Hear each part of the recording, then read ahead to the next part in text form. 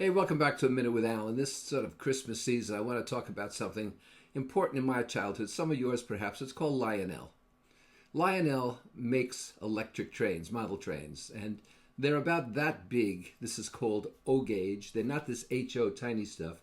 And the appeal of Lionel is that it's big enough so you can have operating accessories. They have lumber loaders and barrel loaders and bridges that go up and down and cranes that spin. A lot of inventive stuff, cattle that go on the cars and come off again. When I was young and we were poor. When I was 10, I got a Lionel train set, the minimum stuff, so all my parents could scrounge together. But my God, however, I could only play with it for about 2 weeks of a Christmas because we had to put it up on the floor of the room I was in. So as I got older, I built one of these setups for my son as he got older, and was in his room or in a spare room in the house when we got a bigger place. And then he tired of them, and that made sense. We packed everything up. And then about 8 or 9 years ago, 10 years ago maybe, my wife said, look, it's now or never. Do you still want to do this? And I said, yeah. And we looked all over. And finally the realtor said, look, there's a house for sale with a separate carriage house. And we bought the house, and I rented out the house but kept the carriage house. And in there I built a 40 by 40 Lionel layout, all the things I couldn't afford as a kid. It's still there. My daughter is living there now with her family while they build their own house. When they moved in, I raised the rent.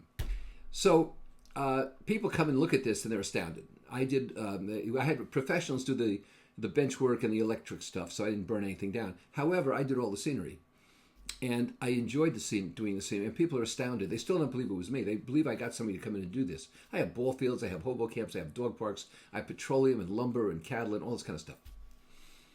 But it's not easy with this 40 by 40 Lionel layout because Lionel is far from perfect. And sometimes the tracks have to be cleaned or the locomotives don't get any speed up over them. You have to keep maintaining the locomotives. Some of these things cost $2,000 a piece. And so you have to keep them greased and oiled. You have to put special stuff in so they make smoke and so forth. Sometimes there's an electrical short.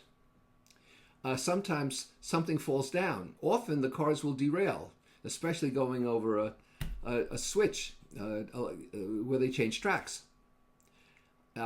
And so it's not just a question of pushing buttons and running the trains. And the interesting thing is this ancient hobby, from 1900, is now run digitally. And you have a digital controller and you control everything with the computer.